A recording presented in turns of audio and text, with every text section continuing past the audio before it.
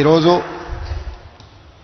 హైదరాబాద్ నగరం తెలంగాణ రాష్ట్రం ఒక హెల్త్ టూరిజం హబ్గా మారింది. యుఎస్లో జినోమ్ వ్యాల్యూ, యుఎస్లో సిలికాన్ వ్యాల్యూ ఉంటే ఈరోజు మనకు హైదరాబాద్లో జినోమ్ వ్యాల్యూ ఉంది.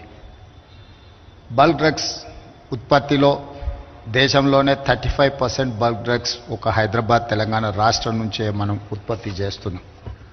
అదేవిధంగా మొన్న వచ్చిన ఉపద్రవం కోవిడ్ సందర్భంగా 4 వ్యాక్సిన్లలో 3 వ్యాక్సిన్లు మన ప్రాంతం నుంచే, తెలంగాణ రాష్ట్రం హైదరాబాద్ నుంచే ఈరోజు మనము అందిస్తున్నాము అని అంటే మన రాష్ట్రము ఫార్మా సైడ్, హెల్త్ సైడ్ ఎంత అభివృద్ధి చెందిందో చాలామందికి ఉపయోగపడుతున్నామో ఈరోజు మనం గుర్తుంచుకోవచ్చు.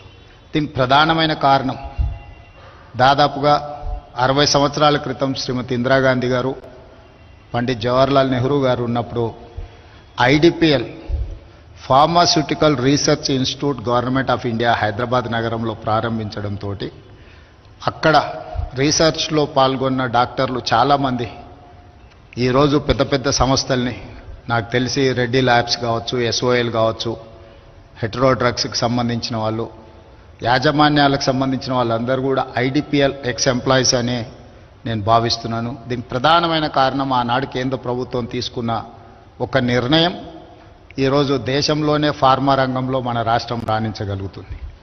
దాని కొనసాగింపుగా ఈరోజు దాదాపు 66 దేశాల నుంచి, నాకు తెలిసినంతవరకు ఏఐజీ 66 దేశాల నుంచి ఈరోజు పేషెంట్లకి ట్రీట్మెంట్ అందించే స్థాయికి ఏఐజీ చేరుకున్నది అని అంటే ఇది మనందరికీ గర్వకారణం.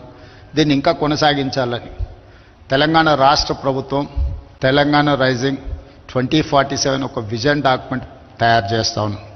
రాబోయే 100 సంవత్సరాలలో తెలంగాణ రాష్ట్రం ఏ విధంగా అభివృద్ధి చెందాలి, ఆ అభివృద్ధికి సంబంధించిన ఒక కాంప్రహెన్సివ్ ప్రాజెక్ట్ రిపోర్ట్ తయారు చేసి భవిష్యత్ తరాలకు అందించాలని ఒక ఆలోచన చేస్తున్నాం.